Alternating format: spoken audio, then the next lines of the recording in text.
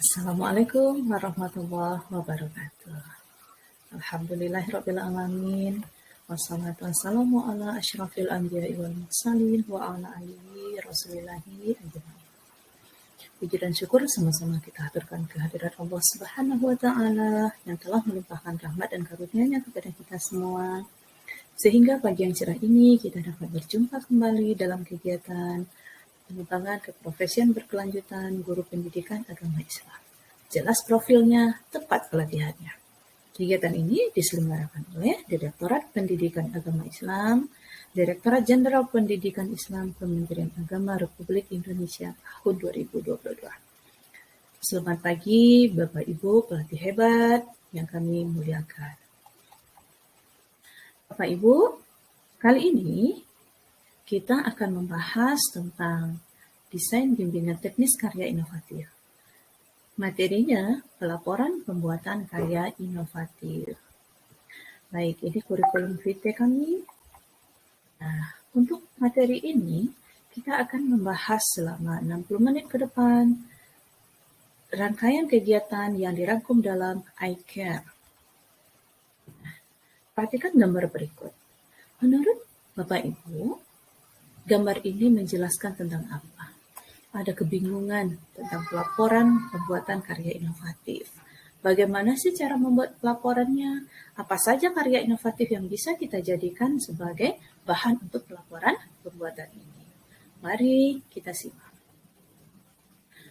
Bapak Ibu hebat, regulasi yang menjelaskan tentang pelaporan pembuatan karya inovatif ini. Pertama, Undang-Undang Dasar Nomor 20 Tahun 2003 tentang Sistem Pendidikan Nasional.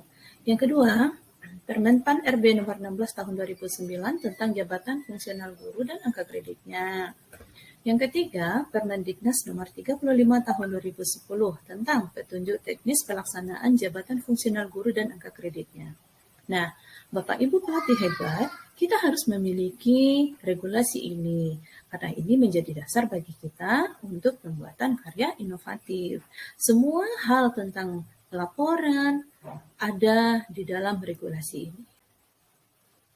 Latar belakang yang mendasari tentang pengembangan keprofesian berkelanjutan yaitu sesuai dengan amanat Permenpan RB nomor 16 tahun 2009 tentang jabatan fungsional guru dan angka kreditnya. Pengembangan keprofesian berkelanjutan ini berguna untuk mendukung pengembangan profesi guru sebagai salah satu unsur dalam kenaikan pangkat dan pengembangan karir. Selain kegiatan pembelajaran, ada juga pembimbingan serta tugas tambahan lain yang relevan dengan fungsi sekolah. Sesi ini bertujuan untuk memahami pelaporan pembuatan karya inovatif pendidikan. Jadi, Bapak Ibu pelatih, setelah mempelajari materi ini, kita diharapkan mampu memahami pelaporan pembuatan karya inovatif pendidikan. Baik, Bapak Ibu, kita dibagi menjadi 5 kelompok.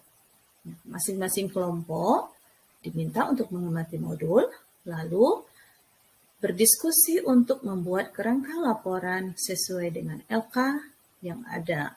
Nah, setelah berdiskusi, Bapak Ibu menuangkan hasil diskusi ini dalam kertas plano yang sudah kami minta untuk disediakan.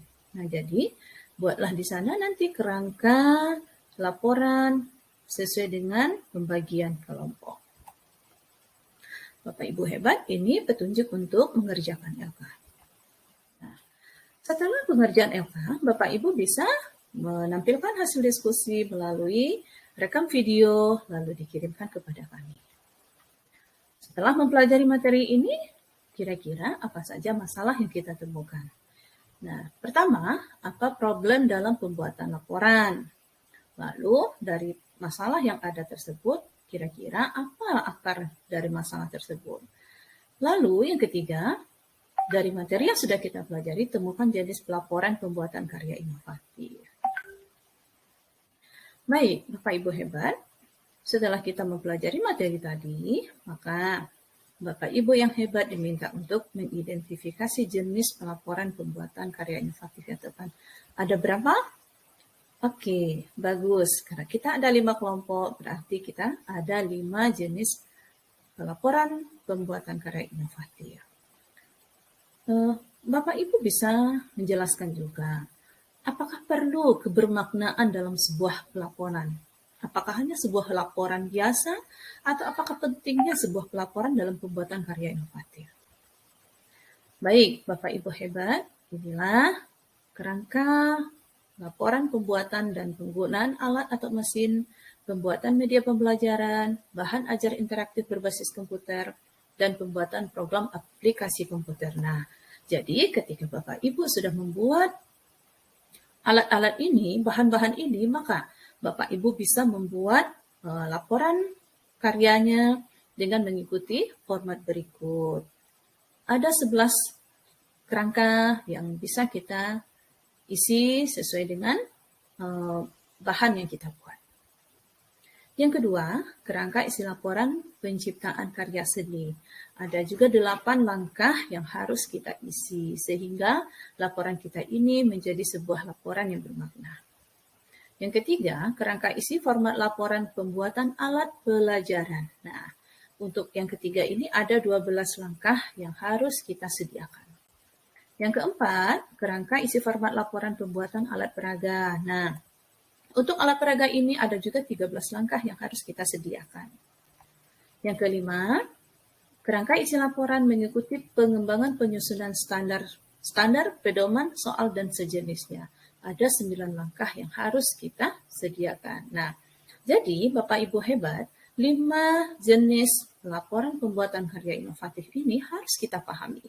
Karena ini sangat bermanfaat bagi kita, baik itu untuk kenaikan pangkat, baik itu sebagai pemotivasi kita untuk membuat karya inovatif. Nah, Bapak Ibu hebat, demikian materi kita pada pagi hari ini. Semoga Bapak Ibu semua memahami. Terima kasih. Alhamdulillahirrabbilalamin. Assalamualaikum warahmatullahi wabarakatuh.